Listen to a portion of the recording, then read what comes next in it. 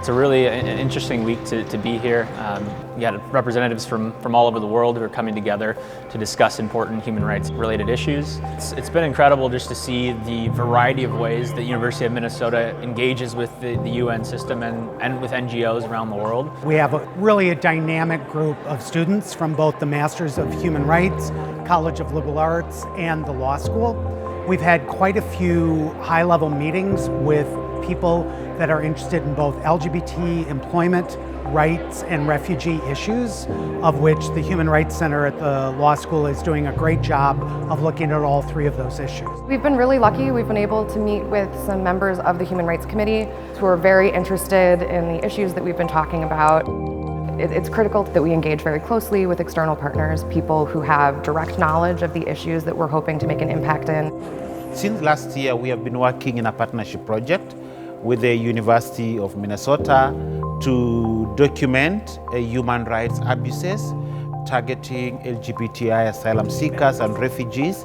This is a very exciting project that has really led me to come to Geneva, places where decisions around human rights are made, where voices are heard, and I'm really happy to be here.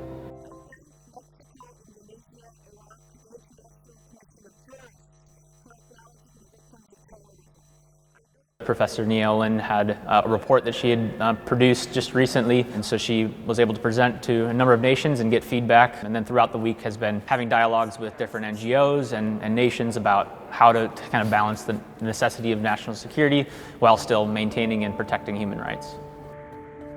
It's also really fun to be here with Minnesota. I'm here with a number of my colleagues.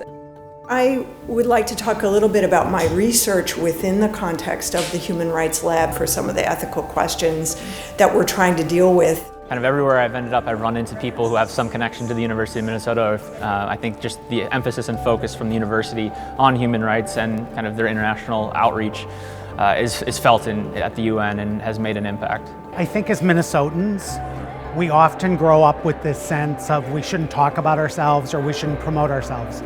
I think I have to be really clear here. Unless we promote this work, people are going to get left behind, and we can't leave anybody behind.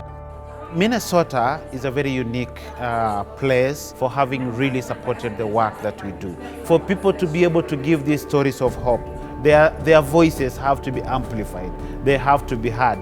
And that's why I'm so much encouraged by such opportunities, by such partnerships, and this really encourages me in my daily work amidst all the challenges, and knowing that there are people miles away who think about what I do, who support what I do. And so for me, this partnership with the university is about partnering with the people of Minneapolis and the organizations in Minneapolis that believes in human rights.